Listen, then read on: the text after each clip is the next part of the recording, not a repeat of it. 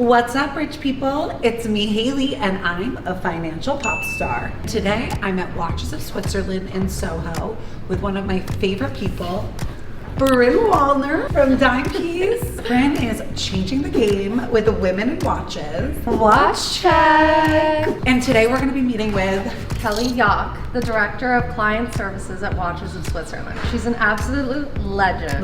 We are going to explore everything that has to do with watches and investing in them. We talk about stocks, we talk about bonds, we talk about real estate, but we've never really talked about luxury goods. And you know that I love luxury goods. Okay. So let's actually learn how to buy them responsibly.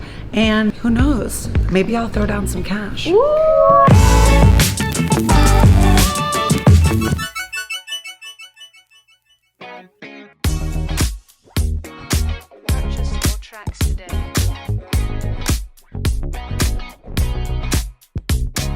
Okay, so I'm excited to be here. I've got to be honest, I am sort of in the market. I'm a financial pop star and I see all these pop stars and rappers wearing these timepieces that have all of the diamonds on them, and I want to go to like Ben Baller and just get something trendy, cool, like I'm ready to go. Okay, so first and foremost, like major red flags. Okay, so for example, someone like Ben Baller, for example, makes some amazing pieces for clients that I've dealt with, for the stars out there. He's got some great stuff. Jewelry, awesome. Watches, let's talk about that. One of the most important things that you want to do in purchasing an expensive timepiece is actually make sure that it's factory. Okay, so it's sort of like the same thing with like investing in a company. You want to make sure that like the roots of that business are really strong. We don't want meme stocks and we don't want meme watches. No. We want to buy the value. You want to buy the value. Yes. So when you see something that's completely iced out, Yeah.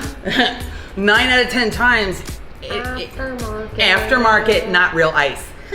Yeah, so yeah. For example, I have a rich history with Patek Philippe, so we see a lot of Nautiluses out there that are completely iced out. They're gorgeous, but the fact is, Patek Philippe only makes very few of them. So the fact that we're seeing so many should be a red flag right there. They're not factory. So sort of like the watch market is similar to Bitcoin in that there's like a fixed amount of all these pieces, and then because like the demand is going up, the value of them is going up. Correct. Well, I lean vintage. That's a personal thing. Look at the trends. But then remember that they came from somewhere. Well, Cartier has always been hot because they actually make watches that are wearable. Here's something that actually I find knock 'em dead, drop dead gorgeous. Okay, so this watch is, look at this beautiful hexagon shape. This is not something that you would see walking down the street. Let's move on to the next piece. Like this piece, for example, it's Audemars Piguet. Audemars Piguet. Audemars Piguet. Perfect. It's 7 out of 10. So what is so great about this piece? So this piece is, first of all, steel, hot.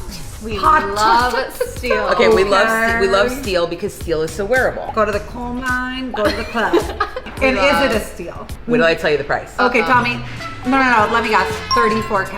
I would say 70K. Okay, this is 5,750. Oh, So already I'm getting because Okay. it's like, I think you Yeah. could have told me 34K and I would have said, you know what? Yeah. When is this? Is this a 70s Yes, it kind is. of vibe? Yes, it so is. 70s are back. Think about the watches that were sold, let's say in the 70s. A gold Audemars Piguet could have been bought for literally $1,200. Okay, Google's time machine. This is actually tripled in value. If you see something vintage that is already going up in value, can you assume that it will keep going up in value? If I had that crystal ball, I wouldn't be here. This is Speculative. yeah. The Omega Speedmaster, we decided, cool girl, sits in the back of the restaurant, orders the burger. That's where we were. This might be a little bit of a watch geek's watch. It was the watch that was on the moon. The move. Bring out the big gun. Yes, if you're gonna drop the 7 Here, grand, we got a little you plastic. Okay, all right, ready? Dum-ba-da-bum. Kelly Sex. told me this is, Sex in a box. and it's not a vibrator. No. Okay. No.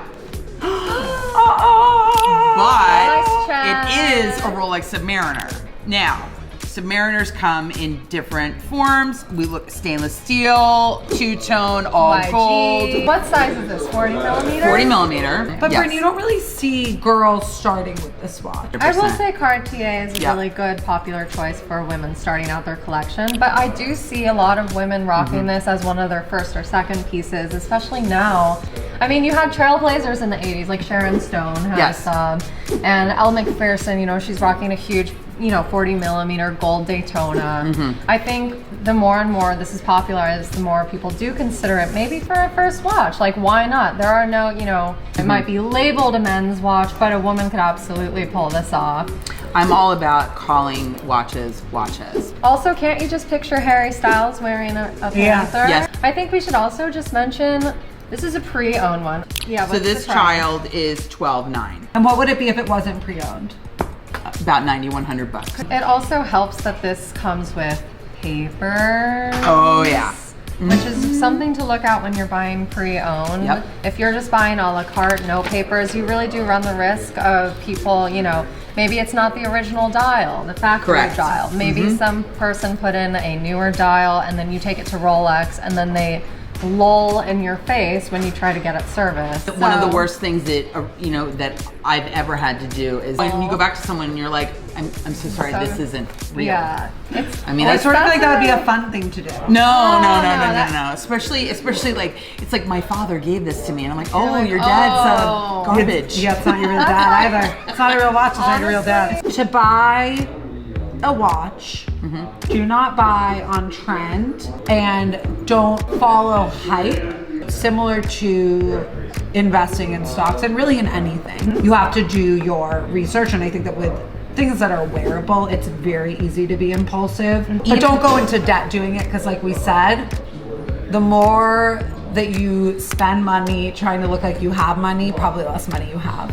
Wait, keep saving and get something that you really love. Okay, we are gonna go take Kelly for a cheeseburger because this is a guy's girl who is going to sit in the back of the restaurant with her Omega. But thank you guys so much for watching. Thank you, Watches Switzerland, for having us. Dimepiece, Brynn Wallner, thank you so much for being here.